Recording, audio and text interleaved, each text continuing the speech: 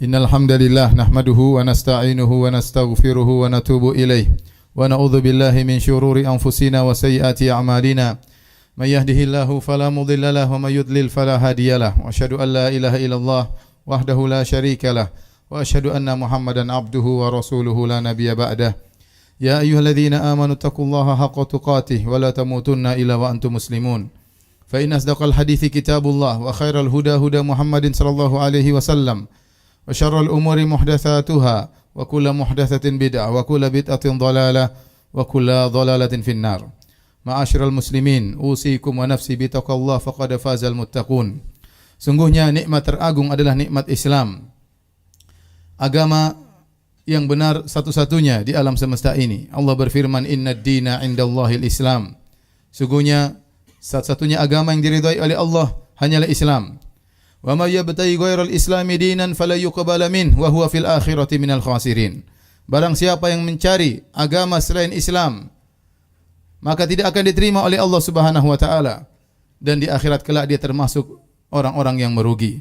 Nabi sallallahu alaihi wasallam bersabda, "La yasma'u bi ahadun min hadhil ummah yahudiyyun aw wala nasraniyyun thumma yamutu wa lam yu'min billadzi ursiltu bihi illa kana min ahlin nar."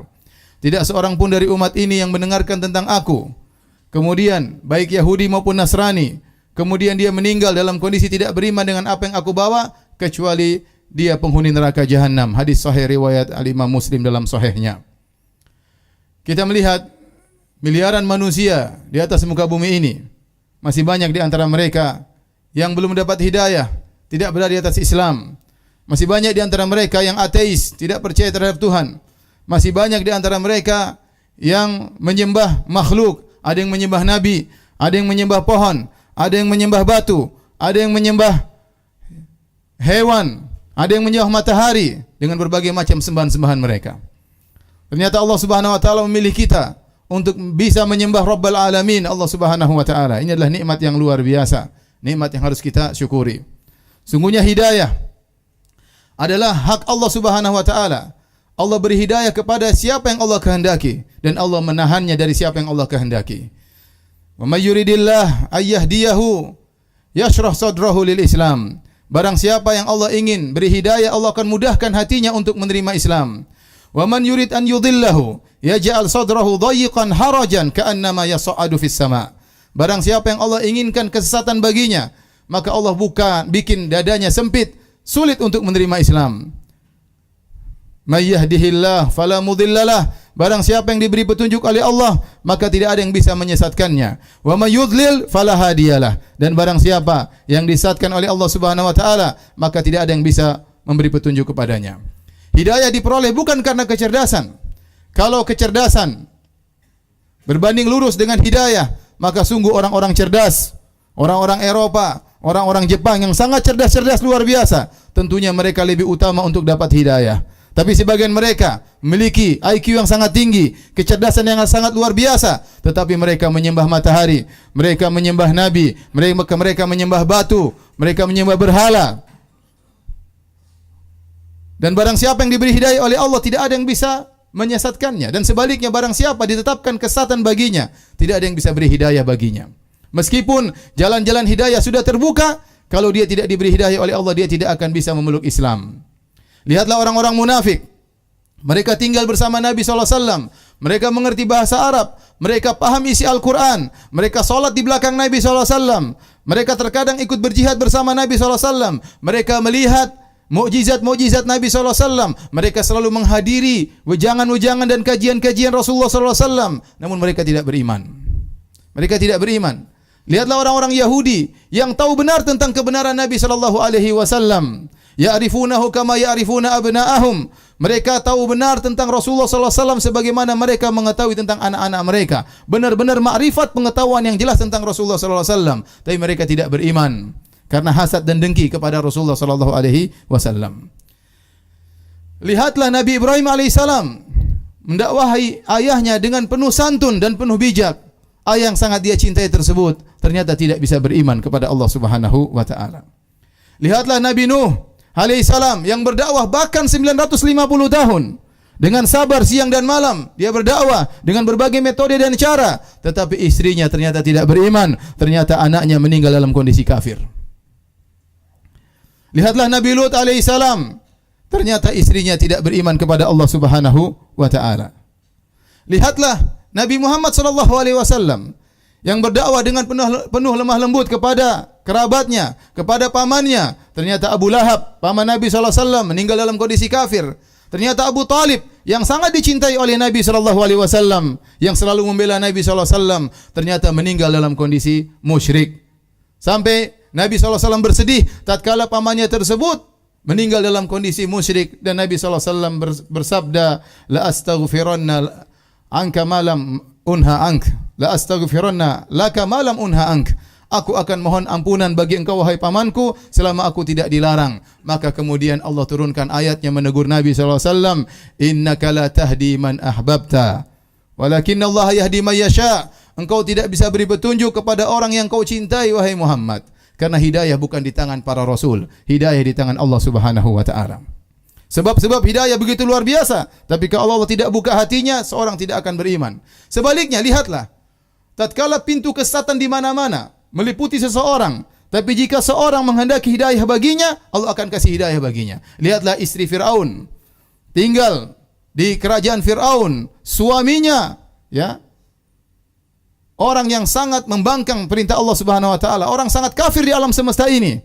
Ternyata dia masuk Islam. Ternyata dia beriman kepada Allah Subhanahu wa taala. Wa daraballahu mathalan lil ladzina amanu imra'ata fir'aun.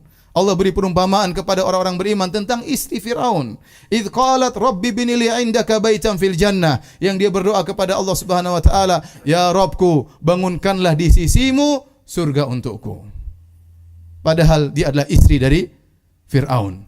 Oleh karenanya barang siapa yang hendak diberi hidayah oleh Allah, maka Allah akan berikan hidayah kepadanya. Dari sini kita ketahui, ma'asyiral muslimin, bahwasanya hidayah adalah nikmat yang luar biasa yang harus kita syukuri. Benar-benar murni dari Allah Subhanahu wa taala. Nabi sallallahu alaihi wasallam bersabda tatkala menggali parit di perang Khandaq, kata Nabi sallallahu alaihi wasallam, "Wallahi laula Allah mahtadaina wala tasaddaqna wala sallaina." Demi Allah, kalau bukan karena Allah, kita tidak bisa dapat hidayah, kita tidak bisa bersedekah, kita tidak bisa salat. Kita pun katakan demikian, demi Allah, kalau Allah tidak beri hidayah kepada kita, kita tidak akan melangkahkan kaki kita menuju masjid ini untuk melaksanakan salat Jumat. Semoga Allah Subhanahu wa taala terus memberikan hidayah kepada kita sampai kita bertemu dengan Allah di akhirat kelak. Aqulu qawli hadza wa astaghfirullaha li wa lakum wa lisairil muslimin min kulli dhanbin wa khati'ah fastaghfiruhu innahu huwal ghafurur rahim.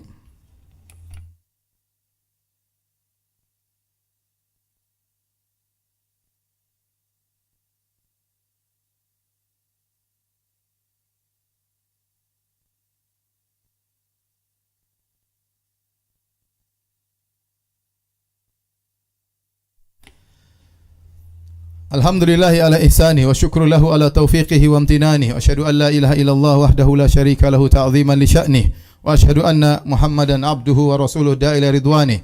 Allahumma salli alaihi wa ala alihi wa ashabihi wa ikhwanih.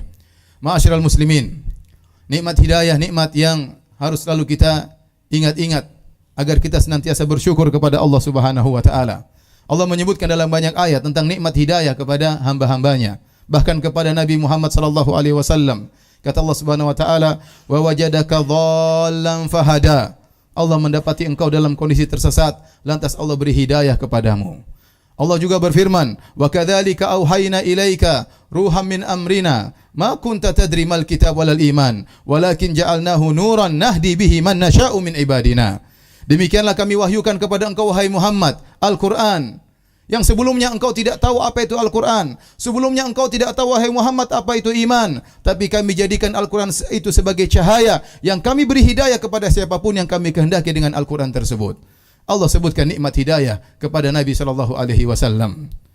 Balillahu yamunnu alaikum an hadakum lil iman. Akan tapi Allah yang beri anugerah kepada kalian sehingga kalian bisa beriman kepada Allah Subhanahu wa taala. Oleh karena di antara perkataan yang pertama diucapkan oleh para penghuni surga tatkala mereka masuk surga, mereka berkata, wa qalu alhamdulillahilladzi hadana li hadza wa ma kunna linahtadiya laula an hadana Allah.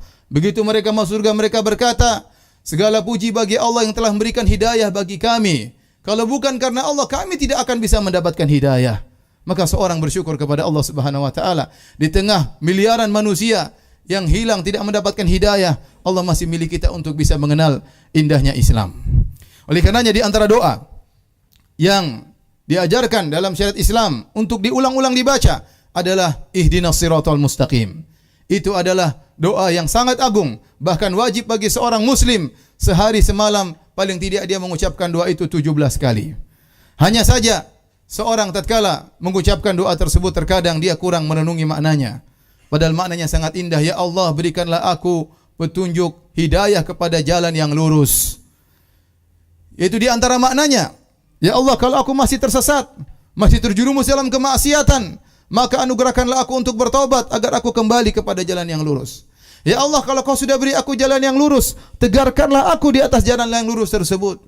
Ya Allah, kalau aku sudah berada di jalan yang lurus, bukakanlah bagiku pintu-pintu kebaikan yang lain yang belum aku ketahui. Terutama di zaman sekarang ini, betapa banyak fitnah, fitnah syahwat, fitnah syubhat, betapa banyak orang berbicara tentang agama, berbicara dengan kebaikan maupun berbicara dengan kebatilan. Betapa banyak orang tidak mengerti dasar-dasar agama sehingga terpengaruh dengan pemikiran-pemikiran mereka. Sangat kita butuh dengan berdoa agar Allah menetapkan kita di atas hidayah. Terlebih-lebih lagi Nabi SAW pernah bersabda, Badiru bil a'mali fitanan ka kita alil lail muslim yusbihu rajulu mu'minan wa yumsi kafiran wa yumsi mu'minan wa yusbihu kafiran. Kata Nabi SAW, hendaknya kalian menyegerakan berbuat amal kebajikan sebelum datang fitnah-fitnah ka kita alil lail muslim, seperti potongan-potongan malam yang gelap gulita.